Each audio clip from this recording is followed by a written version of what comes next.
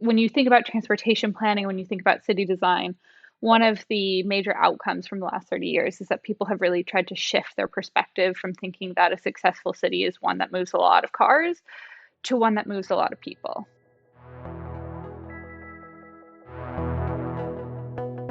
Welcome to How AI Happens, a podcast where experts explain their work at the cutting edge of artificial intelligence. You'll hear from AI researchers, data scientists, and machine learning engineers as they get technical about the most exciting developments in their field and the challenges they're facing along the way. I'm your host, Rob Stevenson, and we're about to learn how AI happens.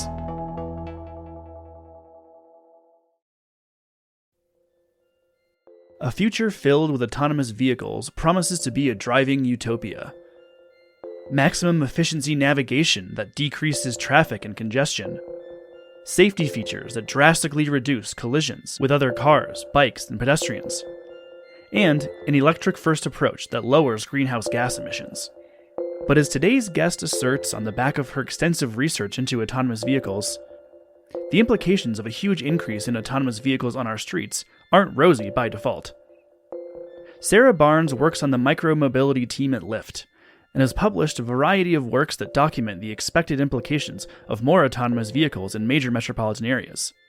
Implications that are good, bad, and ugly. Sarah argues that without a serious focus on three transport revolutions, making transport shared, electric, and autonomous, congestion and pollution could be here to stay. Sarah walks me through what the various implications are and how local governments and AI practitioners can partner on policy and technology to create a future that works for everyone.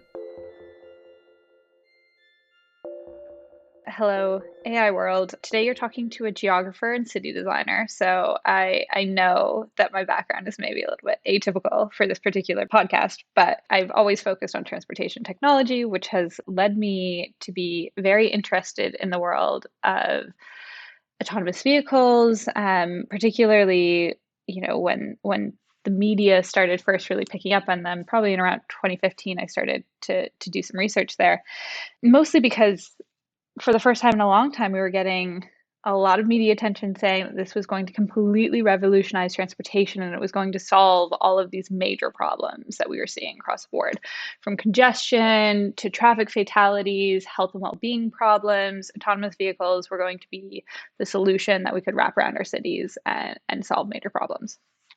So I ended up writing my master's thesis on autonomous vehicles and the impact that they would have on the City of London in the UK, and the specific context where autonomous vehicles could either help or hinder the urban transportation system based on the different types of urban typology. Following that, I co-authored Siemens' white paper on autonomous vehicles, which was called Cities in the Driving Seat. And that was about how local regulators could really lead the charge in terms of defining how AVs are applied in specific urban contexts to actually meet their urban agenda needs and try and get to the outcomes that we say that we're after. Alongside this, I'm a bit of a research nut, so I've researched everything from AVs in China to disaster risk reduction globally. I've also been published by the UN through their disaster risk reduction department. I'm a big climate change advocate as well, or rather climate change activist advocating for not a lot of climate change. And so that was part of their Making Cities Resilient campaign. Alongside this, I have a newsletter that is all about autonomous vehicles that now has hundreds of subscribers from every corner of the world who constantly check my spelling, which I appreciate. And the intention of that newsletter was partially based on the experience I had doing research around autonomous vehicles, where I was working with industry experts and hearing their perspectives and realizing that a lot of people in government didn't really feel that they had the technical expertise to understand how to regulate autonomous vehicles and what they needed to do.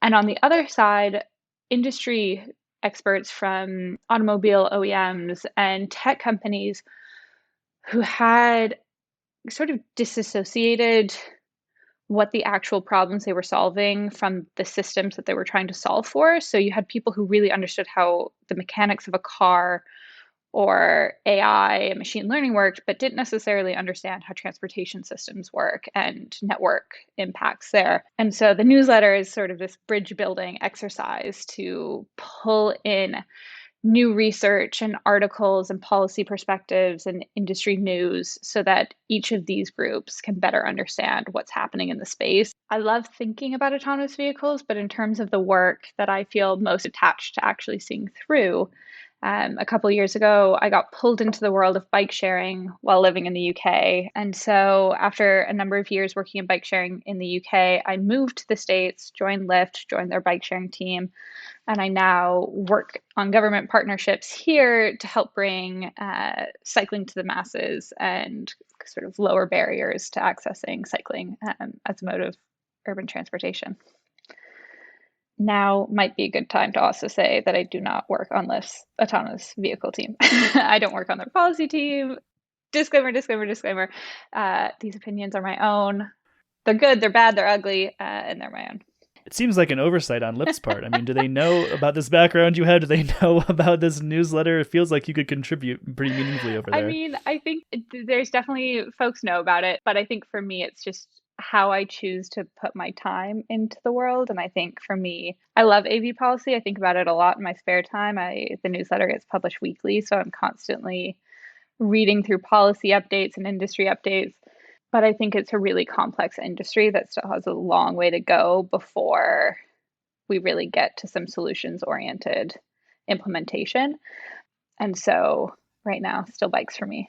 Because you've done all this wonderful research, could you maybe rattle off a handful of examples of ways you anticipate the increase in autonomous vehicles on our streets and in our cities making an impact? What are some of the good, the bad, and the ugly things that we can expect? Yeah. One of the things on the positive side that we tend to speak a lot about is the potential for autonomous vehicles to bring transportation and mobility options to people who've historically perhaps been disadvantaged from current systems. So one particular group that has been at the forefront from the very beginning, from the very first, Waymo media public press release around autonomous vehicles was people with disabilities, and particularly people who are blind and would never be able to access something like a driver's license, which in America is seen as a huge symbol of freedom and autonomy. And yet, for the most part, we've yet to see solutions that would actually serve people who have physical disabilities or who currently can't drive. The current version of autonomous vehicles that are out on the road today and that people are talking about are vehicles that you would likely need assistance getting in and out of and setting route destinations and understanding when you've arrived at your destination and should you get out on the left or the right, is there a curb on the other side, when you get out of the vehicle, in what direction should you be walking to actually get there. So if you can walk as well, like there's a ton of information that we think about, and I think there is potential for autonomous vehicles to really serve a large population of people who've been disadvantaged by the way the current system is designed. But that's only going to happen if the devices and the vehicles themselves are designed with that population. And it's not with that population in mind, it's like actually bringing people into the design process and saying, what does a solution for you specifically look like? And right now, what we're seeing from a lot of autonomous vehicle providers is that they're trying to design solutions that will be able to grow at scale, which means they're trying to market products that are for mass consumption. And mass consumption, similarly to what we have today, does not necessarily place people with disabilities at the heart and center of it. As with everything, the good can come, but it has to be intentional. And so I think for me, the positives of having electric shared shuttles are huge. There's an entire research center out of UC Davis called the Three Revolutions, and they define the three revolutions as shared, electric, and autonomous. And their research overwhelmingly shows that the electrification of vehicles is going to have immense cost savings in terms of greenhouse gas emissions and air pollution. But they weigh that off with, if you make it too easy to drive, we're just going to end up increasing the miles that we go. And so if we're not actively committed to the shared and the electric portion of these three revolutions, then we see the exact opposite trend happen, which is that we only increase greenhouse gas emissions, we only increase air pollution, even with just driver assistance technology, not even complete automation. Drivers drove on average an extra 5,000 miles than their non-assisted counterparts, and it was because they were willing to spend more time in traffic, and it was because the burden of being in traffic was less stressful for that driver personally. It really depends on how we apply the solution and if the intention is to commit to all three revolutions or if we're just committing to the one. Does this mean that until we see level 5 automation, which is fully autonomous, right? Like no driver assistance, you get in your car and you can, play tiddlywinks instead of paying attention to the road. Will we need to see that level of automation before we expect to see any sort of impact, adverse or otherwise? No, I mean, I think we've already seen a lot of these impacts already. So again, like basic driver assistance, which is probably a level 1, level 2, depending on what type of vehicle you're in, is already showing that it's changing driver behavior for drivers to want, they're more comfortable in traffic, and thus the cars are traveling further and more. We've already had our first death with Elaine Herzberg, who was hit by an Uber operated autonomous vehicle in Arizona in 2018. And so if you were to ask her family, I'm sure they would say the impact of the technology is here now. There's tons of debate currently happening right now about how the federal US government regulates autonomous vehicles and who they give power to. Is it a state level decision to regulate autonomous vehicles? Is it a local city level decision to regulate autonomous vehicles? Can the federal government do it?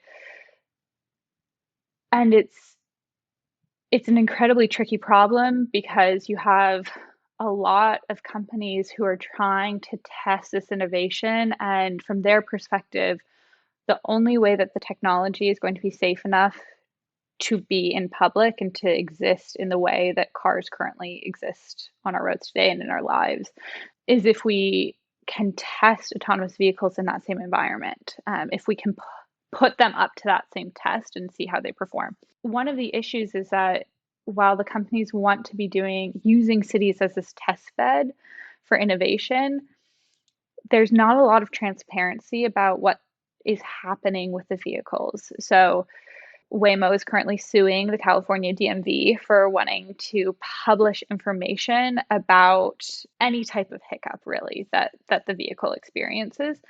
And, the DMV is very much so in favor of saying, look, you're using the city as a test bed, and we should let the public know precisely how good your technology currently is so that they can also make informed decisions about if they want to be driving beside you or if they want to cross the street when they want to cross the street. And it's a really interesting time in the autonomous vehicle industry because the impact on policy is already here, right? Like we are already having these discussions and we're trying to decide what is more important, innovation or a safe public realm, testing or keeping people informed about the risks that they might experience while being out in the city. And everyone experiences risk when they walk, when they cycle, when they're in a car. We have infrastructure solutions today that make our cities not only safer for pedestrians, cyclists, and public transit riders, we have infrastructure that also makes it safer to drive. And one of the things that I think is poorly managed in today's conversations is the fact that I do a lot of work advocating for bike lanes as a cyclist, and no one tells drivers that actually bike lanes are also proven to make driving safer because you are less likely to collide with a cyclist or with another pedestrian, and it helps keep each road user in their own safe lane with other people who are behaving in a way that they understand and comprehend and can follow. And so one of the impacts I see most clearly today is how conversations around infrastructure get sidelined by conversations about technology. So we're spending more time thinking about like, oh, can we bring this innovative technology, and not necessarily, do we already have a solution for this that we could apply? And the answer is yes. And the answer requires, actual funding and political willpower to bring it through and things like that. But oftentimes the solutions that we want and need for our cities to flourish and to really address any suite of problems that we think we have are already out here. They're just not nearly as sexy as an autonomous vehicle. The virtue of AV is just sort of assumed, right? It's like, oh, it's a panacea for all these things like you rattled off. And maybe people aren't as thoughtful about what it's actually going to mean when there's entire fleets of these things deployed. What's interesting, though, is there's already fleets of cars deployed, right? Like we already have these homunculon metal things flying around, constantly everywhere you look. So I'm curious, what do you think is the difference when you think about the implications of there being more autonomous vehicles in cities? How is that different considering that we already have cars everywhere? One of the things that I really like to do is also note that our cities were actually not purpose built for cars to begin with. Cumberland Road, which was built in the 1840s in America, was the first purpose built road that we had, and it was for wagons, right? Like, for the most part, people can't really imagine North America without car culture. It feels so deeply embedded, and we've sort of forgotten that for most of human history, cars were not on our roads, and our cities and our roads were not actually designed to move cars. India started paving gravel roads in the 1830s as well. Like, these are completely before, when we think of Ford Model T being developed in 1908, like decades before we were trying to move people, move commercial goods, the rest of it. And the first paved road was in Detroit, of course, in 1909. So that was Woodward Avenue.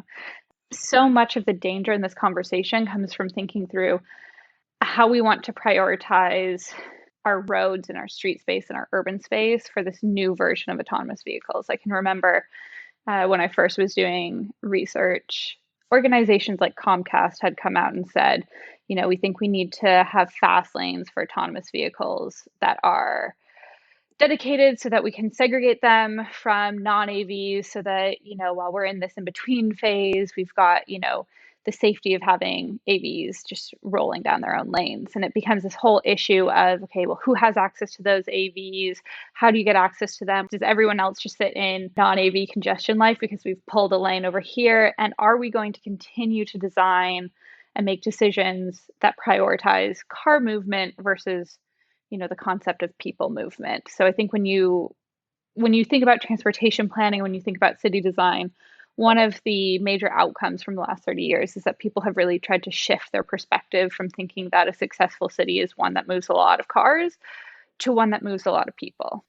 And it's also important to remember that when you say autonomous vehicles, everyone just thinks Teslas and thinks cars, but we need to be imagining public transport. What is then the balance with policy? Is that where you think cities ought to be positioning their focus to encourage autonomous when it comes to maximum efficiency type vehicles like trains and buses? Yeah, so there's already autonomous trains in the world. The SkyTrain in Vancouver is one example, and that's been up and running since the 2010 Olympics. And so it's also important to recognize that we can apply technology to forms of transportation that really serve the masses and not necessarily individuals per se. Each city ultimately is going to have very different contexts. In order to have mass transit that pushes mode shift, reduces car usage, and thus reduces things like air pollution and greenhouse gases and all of the other positive externalities that come with reduced vehicle miles traveled, there tends to have to be good land use policies. That type of transit needs to be supported by high density housing and jobs and cultural amenities. You've got to have cities that are interconnected, that people want to move between, and thus we can start to get these network systems built up that people will use because it's the most efficient way of getting there. If you don't have the population density and the housing density and the job density, some of the more rural communities, some of our more suburban city centers, things like that, AVs can take a lot of different shapes and forms and can actually start to play part of the solution. There's a lot of interesting companies that are really dedicated towards the idea of creating electric, shared, and autonomous shuttles that can serve as first and last mile connections to regional transport. And I think ultimately, one of the most important things that we should all be thinking about collectively is that autonomous vehicles aren't going to be the only solution. They're going to be part of a wider network of solutions. As you pointed out earlier, cities were not originally designed for cars. And a useful measure of effectiveness of a city is how many people they move versus how many cars they move. And the reason that cities have conceded so much real estate to vehicles, I'm sure there's other podcasts people can listen to about lobbying campaigns and how the large auto manufacturers have managed to eke out so much space. Keeping all that in mind, it strikes me that what's at stake is just round two with the autonomous vehicles of like conceding more and more space to cars in cities and maybe making it less efficient for a pedestrian or for anyone who wants to get around. Is that kind of how you envision this right now? Is that with all of these new cars coming to market that we're going to get round two of cars versus cities? Yeah, so cars versus cities is definitely one of my favorite topics. There, as you alluded to, is a long history of, in the 50s, like automobile OEMs really purchasing up public transport companies under the guise of being another public transport company, and then shifting all forms of public transit to petroleum-based vehicles. It's great. And, you know, these companies were actually convicted for doing that because it was monopolizing the transit system. So there's quite a great history there in terms of, what that version of it is. And I think today, when we think about this new round of city versus kind of auto OEM or technology, or however we want to look at it, people really debate it in two sides. The first being we're going to end up dedicating a lot more space and policy work to autonomous vehicles, and it will result in an increase in infrastructure that is car oriented. But one of the things that's quite clever that a lot of companies are doing is talking about the fact that, if we bring autonomous vehicles, it's going to be so much more efficient to move people. We're not going to need nearly as many parking lots. We're not going to need street parking. Like these are the main things that people focus on. And they say, we're not going to need that anymore because not everyone is necessarily going to own their own AV. That argument very much so relies on we're going to free up urban space for other pieces of infrastructure. So you can build housing and you can build schools and hospitals and other pieces of really important social infrastructure. And autonomous vehicles are part of this revolution that is going to really benefit urban areas from the amount that they will reduce that type of infrastructure. That is, you can kind of see how both arguments could potentially come forward. And I think what's really important, and kind of back to some of my previous points, is that actually, if we really wanted to, we could be removing space for car infrastructure now if we really wanted to, and converting that to those other uses. And that in turn would make driving really annoying, quite frankly. And one of the best ways to convince drivers to get out of their cars and to use other modes of public transport is to actually agitate them. I'm sorry to every driver who's listening to this and realizing that a lot of climate policy is actually based on you being agitated. But it's very much so true. If driving is always convenient, we will always get more driving. Yeah. Yeah, the opposite is true too. There's that strange, maybe it's not strange, phenomenon that when you add a lane to a highway, you don't make it faster for anyone, you just get more cars. Exactly. So that concept, the concept of induced demand, where it's essentially if you bring pizza to a party, people are going to eat the pizza.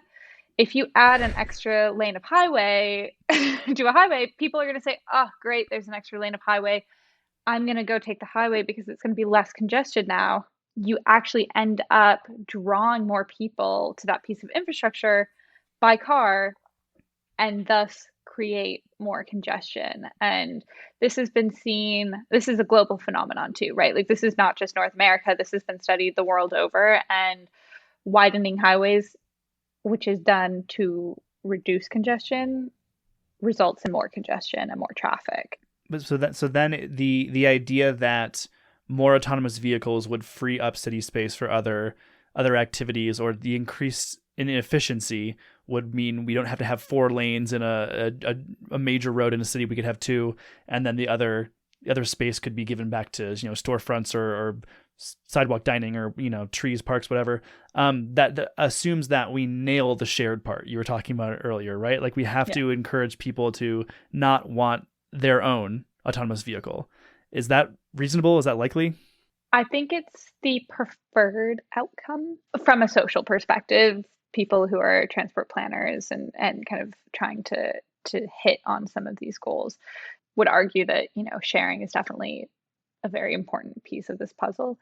Sad news is that for the most part, each of these companies has now invested billions of dollars in this technology, and they need a return on investment from that. And the way they get that is from having more people pay for travel. And so that could look like purchasing a car outright, and paying a license fee, similar to how Tesla does today. So, even if it's a case where someone doesn't necessarily own the vehicle, it's, maybe a rideshare type environment where, people are spending money as if it was a ride hailing service. Companies are going to try and orient people to these cars. They're going to want people to be in these cars as much as possible to get that return on investment. Inherently, that's, unless it is shared and unless it is electric, it's probably going to backfire on us on a societal level.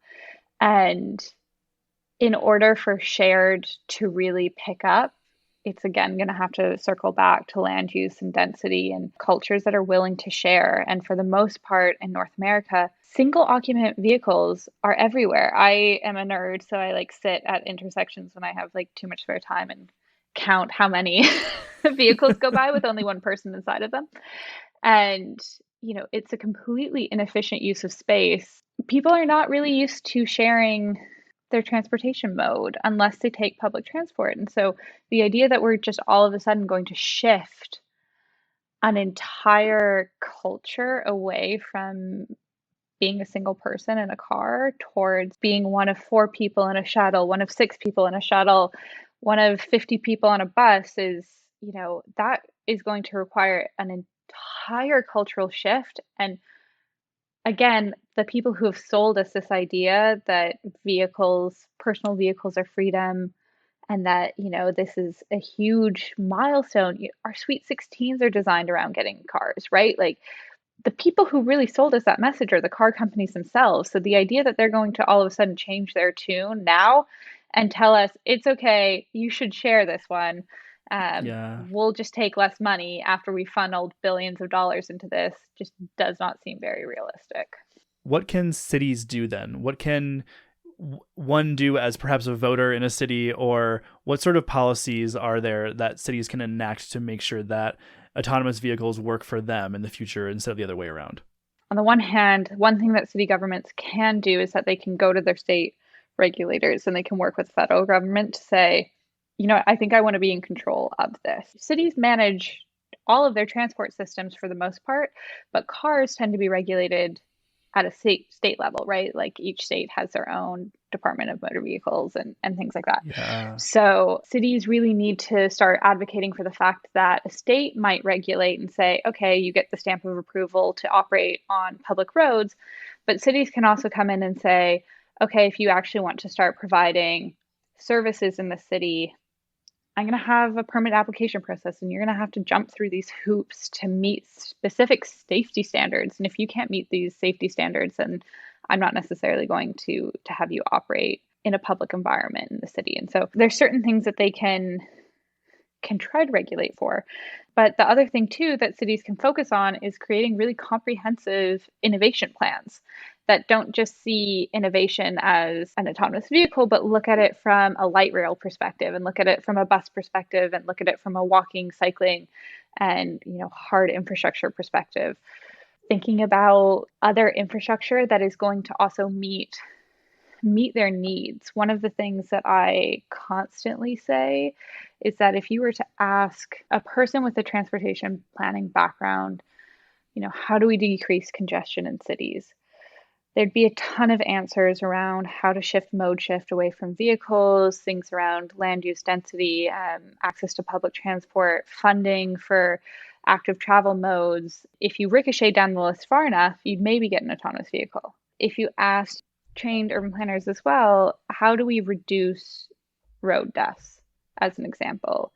You would get a ton of answers that would vary from providing protected infrastructure, changing the curb radii of street corners, raised crosswalks, street trees, lower speed limits. We have a ton of tools in our arsenal that we can apply. These tools will ultimately also make autonomous vehicles better at their jobs too, right? Like we need to think about not just how we design a better car, but how we design a better transport system.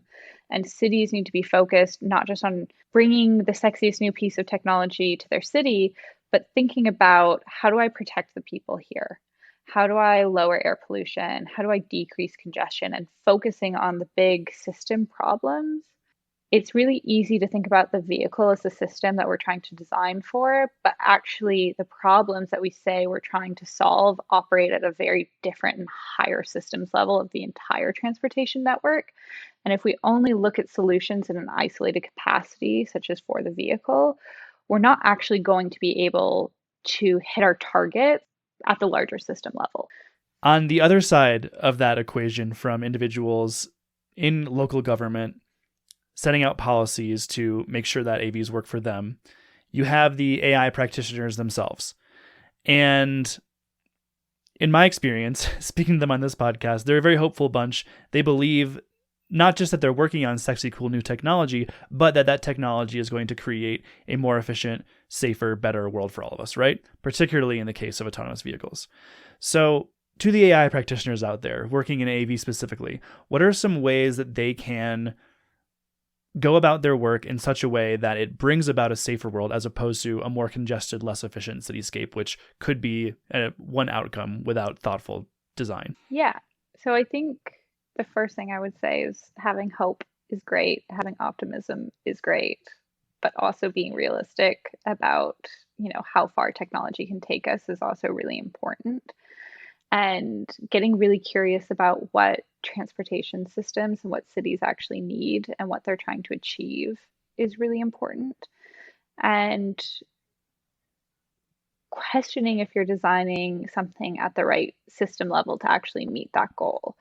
You might design the world's best shared electric autonomous shuttle vehicle that can, has every bell and whistle. It's the safest thing we've ever seen that's ever existed.